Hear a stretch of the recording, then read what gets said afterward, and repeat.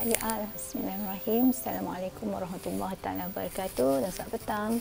Dr. Zaid tengah minum petang ni, baru selesai masak juga ni.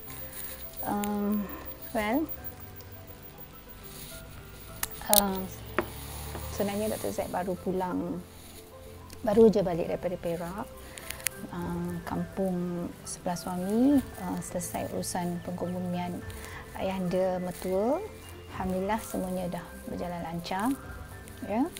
Dan ya, kita doa yang baik-baik buat ayahanda, mudahan ditempatkan rohnya bersama orang-orang yang soleh dan bertakwa, insya-Allah. Amin amin ya rabbal alamin. Jadi cuaca memang panas 2-3 hari ni, seperti yang you all semua tahu, rumput pun kering hari ni nampak, tapi cuaca politik nampaknya pun panas juga, ya. 2-3 hari ni macam-macam berita yang kita dengar, yang terkini ialah berkenaan dengan 2 orang ahli parti Keadilan Rakyat, parti Dr. Zaid sendiri, YB Julau dan YB Tebrau telah beralih angin ke sebelah sana, ke Pakatan Nasional, dan telah menyatakan sokongan mereka kepada Tan Sri Muhyiddin Yassin. Satu perkara yang menyedihkan. Bohonglah kalau kita kata sebagai ahli parti kita tidak sedih dengan perkara yang macam ni. Dah baru kehilangan ayahanda mertua, kemudian kita hilang pula 2 orang sahabat kita daripada Parti Keadilan dan menyeberang ke parti lawan. Sebenarnya bukan setakat sedih saja, dia perasaan yang bercampur aduk lah. Sedih ada, kecewa ada, marah ada, it's a mixture of emotions. Okay, bagi Dr. Zaid lah, perkara ni sebenarnya kita dah dengar beberapa kali. YB Julau sendiri beberapa bulan sebelum ini telah meletakkan jawatan dia sebagai pengerusi negeri Parti Keadilan Rakyat di Sarawak. Kemudian tarik handbrake, tak jadi, dan terus bersama kami balik. Tapi akhirnya kecundang juga, ya. YB Tebrau bagi saya adalah saya mula mengenali beliau tahun I think 2008, di waktu selepas saya menjadi calon di Gelang Patah masa tu, pilihan raya yang ke-12 insya-Allah, ya. Jadi pada masa tu, selepas daripada itulah beliau I think bersama dalam parti, dan ketika itu pula saya tak sihat, sakit, dan terus mengurangkan aktiviti saya dalam parti, meletakkan semua jawatan-jawatan penting, ya. Dan beliau telah memberikan sokongan moral lah, untuk saya kembali pulih, kembali sihat, kemudian berharap mudah-mudahan dapat aktif dalam parti. Dan saya rasa itu adalah prihatin seorang sahabat. Jadi saya memang orang kata menghargai, beliau sebagai sahabat yang berjuang bersama, ya. Tapi wallahualam kita pun tak tahu kenapa beliau memilih untuk berada di sebelah sana, ya. Dan keadaan ini agak ketara lah sejak pemilihan parti yang lepas, ya, bila beliau bersama pasukan Azmin Ali. Tapi itulah, maksudnya akhirnya kita berharap penyatuan itu berlaku, kan, dan beliau tidak keluar bersama pengkhianat 1.0 lah, dan persyaratan beliau tak keluar. Tapi setahun selepas itulah, maknanya baru 2 hari lepas, beliau menyatakan secara jelas akan bersama mereka di sebelah sana. Jadi itulah, bagi YB Julau pula, saya bukanlah tak terkilan, tapi maksudnya beliau pun bermula dengan bertanding sebagai ahli parlimen itu di pilihan raya umum yang lepas dengan parti bebas sebagai parti bebas. Jadi bila dia berhasrat untuk bersama kami, kita buka tangan, kita menerima dengan baik, dan akhirnya parti telah meletakkan beliau sebagai pengerusi negeri Sarawak selepas Barubian keluar daripada parti. Tapi nak buat macam mana? Kita pun ada benda yang kita jangka, ada benda yang kita tak jangka. Kita dah dengar perkara ini beberapa bulan lepas, tapi akhirnya kita berharap kita dapat membantu beberapa keadaan, tapi tak juga jadi, dan akhirnya mereka berdua keluar parti dan pergi ke sebelah sana. Bagi Dr. Zack lah, kalau kita tengoklah sebenarnya pandangan Dr. Zack macam ni. Baru-baru ni kan istana dah keluarkan kenyataan bahawa Parlimen akan bersidang kembali dalam masa yang terdekat, kan? Dan kita dengar hari itu 8 hari bulan Mac, kan? Tapi kemudian tak jadi. Kenapa tak jadi? Tentulah mesti ada sebab. Semua perkara yang berlaku pun mesti ada sebab, kan? Jadi kenapa benda tu tertangguh? Sidang Parlimen tertangguh. Okay. Jadi kita dah juga dengar beberapa bulan sebelum tu, apabila darurat diisytiharkan, kan? Kemudian berlaku bantahan, ingat tak? Berlaku bantahan daripada ahli-ahli Parlimen.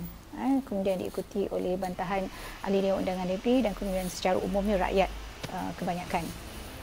Jadi semasa itu, yang bersetuju untuk menyatakan bantahan terhadap keputusan darurat dan yang akhirnya menghalang ataupun tidak membenarkan Parlimen bersidang itu, ada berapa orang ahli Parlimen? Melebihi 114 orang. Jadi itu satu petanda bahawa sokongan kepada Perdana Menteri Tan Sri Muhyiddin Yassin semakin berkurang.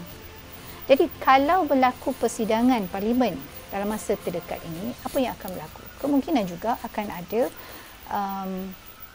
usul tergempar, iaitu usul sama ada usul percaya kepada Perdana Menteri atau usul tidak percaya kepada Perdana Menteri. Jika benda itu dibenarkan untuk dibentangkan, semua orang tahu apa kemungkinan atau bakal terjadi. Jadi saya rasa itu di antara penyebab yang menjadi keutamaan kenapa Parlimen itu tidak bersidang, kerana Perdana Menteri tidak yakin dengan sokongan yang menyebelahi beliau, ya. Jadi terpaksa dah dilakukan langkah-langkah seperti ini. Kita nak kata mahkamah menarik ke, memujuk ke ahli-ahli Parlimen di sebelah pembangkang itu untuk bersama-sama beliau. Kan, jadi bila melakukan yang sedemikian, dah tentulah sokongan terhadap beliau bertambah. Tapi saya rasa kenapa Parlimen itu tidak diteruskan pada tarikh jangkaan 8 hari bulan Mac itu ialah kerana masih belum cukup. Bilangan nombor itu belum cukup pastinya, kan? Jadi sebab itulah masih tangguh lagi. Dan kita pun ada dengar beberapa lagi orang daripada Pakatan Pembangkang akan seberang di tiang Sirat ke sebelah sana. Kita dengar yang itu. So, sama ada jangkaan ini tepat atau tak tepat, kita tengoklah dalam beberapa hari lagi, kan? Tapi di peringkat negeri Johor pula, memang satu yang mengecewakanlah apabila YB Tebrau bertukar ataupun pergi ke sebelah sana dengan alasan, kita pun dah dengar video dia, apa alasan dia, yang katanya memudahkan beliau kalau berada di sebelah sana untuk berjumpa dengan Perdana Menteri, untuk berjumpa dengan menteri-menteri kabinet, untuk memastikan bahawa rakyat di Tebrau, di bawah konstituen di itu, yang dia wakili itu akan lebih terjamin nasib akan lebih terbela. Bagi saya itu alasan yang sangat rapuh lah, kan. Bila kita bercakap tentang change, perubahan kepada sistem kerajaan di Malaysia ini, saya rasa kita kena bertekad untuk betul-betul merubahnya secara total. Perubahan total itu yang patut kita orang kata memperjuangkannya. Dan ia tidak mudah, memang tidak mudah. Dia memerlukan satu tekad yang kuat, satu keazaman, sebab nak mengubah sesuatu yang dah bobrok ni 60 tahun tak mudah dalam siapa pun yang menjadi kerajaan, kan, itu adalah tanggungjawab kerajaan untuk membantu rakyat. Rakyat kena dibela, siapa saja rakyat dia kena bela. Yang bernama rakyat yang sah di sisi undang-undang sebagai rakyat, dia kena bela. Dan ahli-ahli parlimen yang terpilih itu, dan yang terpilih itu ialah yang dipilih oleh rakyat di konstituen itu, di kawasan itu, maka dia menjadi wakil suara kepada rakyat-rakyat di sana. Jadi sepatutnya tak ada masalah kita sebagai pembangkang ke, kita sebagai ahli parlimen kepada parti kerajaan, the existing parti kerajaan ke, dia tak ada masalah untuk kita jumpa mana-mana menteri kabinet atau Perdana Menteri sekalipun, kalau kita mempunyai apa-apa masalah sekalipun. Masalahnya kita dah terbelenggu dengan perkara ini. Maksudnya kita rasa macam, kalau kita ini adalah ahli parlimen atau wakil rakyat, adun ke apa daripada parti pembangkang, maka kita tak ada ruang untuk bertemu dengan ketua-ketua atau eksekutif atau menteri di sebelah pemerintah. No, it's not like that. Okay? Sepatutnya itu tidak berlaku, itu kena diubah. Ya. Yalah, maksudnya itulah yang berlaku sebenarnya, maka kita tak. Sebab tu saya kata alasan yang diberi oleh YB Tebrau itu ada alasan yang sangat rapuh, sangat rapuh dan tak boleh diterima pun sebenarnya. Itu cuma alasan ataupun omongan kosong sahaja. Ya. Tapi apa pun, ialah itu takdirnya. Bila dah keluar dalam keadaan sedih, kecewa, marah pun, akhirnya ahli parti di Tebrau khususnya dan Johor amnya akan terus berusaha untuk memastikan kerusi Parlimen Tebrau itu tetap akan disandang oleh Parti Keadilan Rakyat di pilihan raya umum yang akan datang. Segala kekecewaan itu kita dah nyatakan dengan jelas. Pengurusi negeri pun Tuan Syed Ibrahim telah pun mengeluarkan kenyataan, begitu juga dengan pimpinan-pimpinan lain, Ketua Wanita Negeri Puan Napsiah, di antara orang yang awal mengeluarkan kenyataan menentang ataupun tidak bersetuju dengan apa yang telah dilakukan oleh YB Tebrau, Ketua Angkatan Muda Saudara Yunis, dan ramai lagi yang telah menyatakan sedemikian, termasuk juga YB Jimmy Adun Bukit Batu yang juga timbalan pengurusi negeri Johor. So saya rasa itu amat jelas dan mereka telah memberi pandangan mereka, dan ahli di Tebrau juga telah menyatakan pandangan mereka, dan saya yakin ini tidak akan menghalang kami ataupun merencat kerja-kerja kami, insya-Allah, dan kita akan bekerja lebih kuat dan lebih keras untuk memastikan calon yang terbaik nanti di Tebrau, dan insya-Allah kita akan memenangkan